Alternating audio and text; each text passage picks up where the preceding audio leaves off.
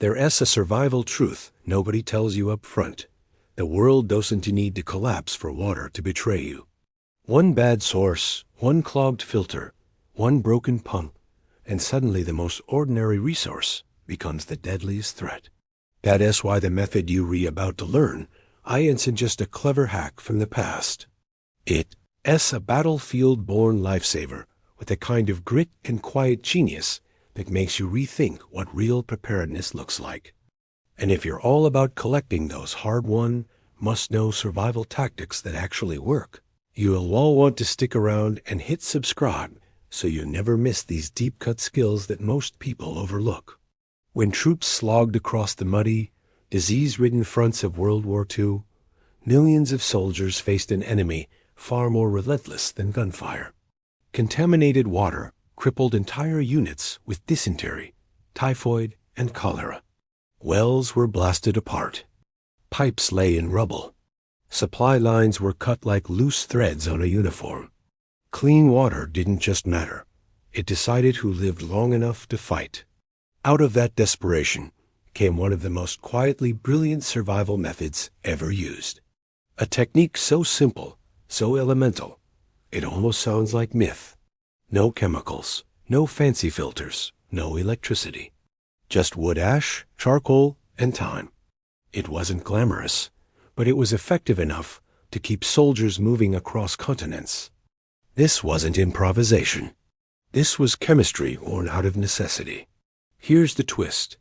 While fire kept soldiers warm and cooked their rations, what truly kept them alive came after the flames died, in the white, powdery ash, in the black, porous charcoal. Materials so ordinary, they seemed useless until survival demanded their hidden value. Wood ash mixed with water creates a mild alkaline solution, basically a primitive form of lye water. That alkaline punch is brutal on bacteria and viruses. When dumped into murky, stagnant water, the fine ash particles bond to heavy metals and organic muck, dragging the filth downward as they settle. What rose to the top hours later wasn't perfect, but it was dramatically safer, clearer, less deadly. And when soldiers strained it through cloth, grass, sand, or charcoal, the transformation was stunning. Water that once smelled like swamp rot now tasted almost clean. That's the battlefield secret. Ash neutralized and captured, charcoal absorbed and polished. Together, they formed a filtration system nature herself uses underground. Modern studies have confirmed what soldiers only sensed through experience. Ash raises alkalinity. Alkalinity reduces microbial activity. The ash binds to contaminants. Heavy metals like lead cling to it. Tiny particles clump and sink. It's chemistry working in your favor without any gear except what's left after a fire. Hardwoods like oak, maple, or fruitwood produce the best ash for purification. These ashes contain minerals that boost the cleansing ability while avoiding the toxins found in treated or painted wood. Even in today's world, where water filters are lighter, cleaner, faster scientists still acknowledge the surprising effectiveness of ash in reducing turbidity and removing impurities. In an emergency, that matters. When gear breaks, when tablets run out, when the power's down, when nature gives you fire but takes away everything else. This isn't just old knowledge. It's resilient knowledge. Charcoal was the second half of the soldier's filtration system, and it worked like a charm literally. Charred wood naturally contains pockets and pores that love grabbing onto toxins, odors, microscopic nasties, and floating impurities. It's the same principle behind activated charcoal filters today. Soldiers didn't need perfect gear to make it happen. Socks, tin cans, bamboo tubes, anything that could hold layers of charcoal, sand, ash, and gravel became a working filter. Gravity did the rest. And the result? For many exhausted fighters, it gave them water that tasted clean enough to trust when trust was a luxury. The process was raw but ingenious. Ash from a clean wood fire, never from treated lumber, painted scraps, or synthetic materials, was collected carefully.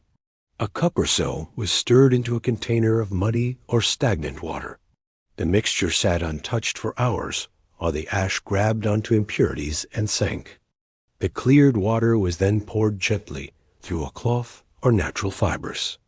When materials allowed, soldiers added makeshift filter layers: coarse gravel, sand, charcoal, fine ash.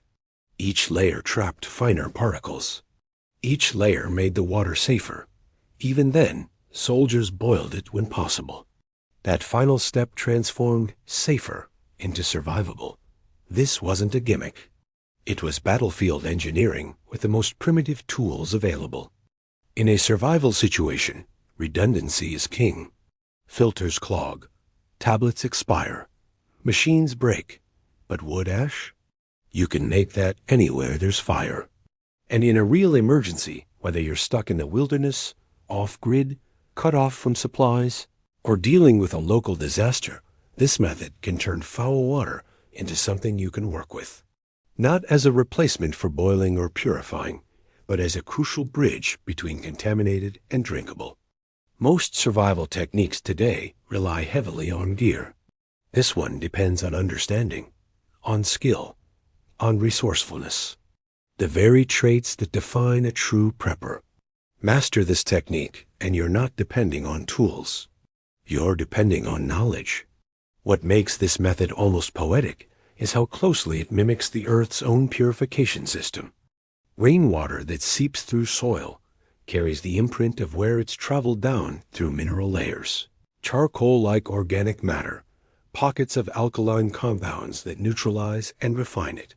Those World War II soldiers didn't know it, but they recreated a miniature version of this natural process under the harshest conditions imaginable.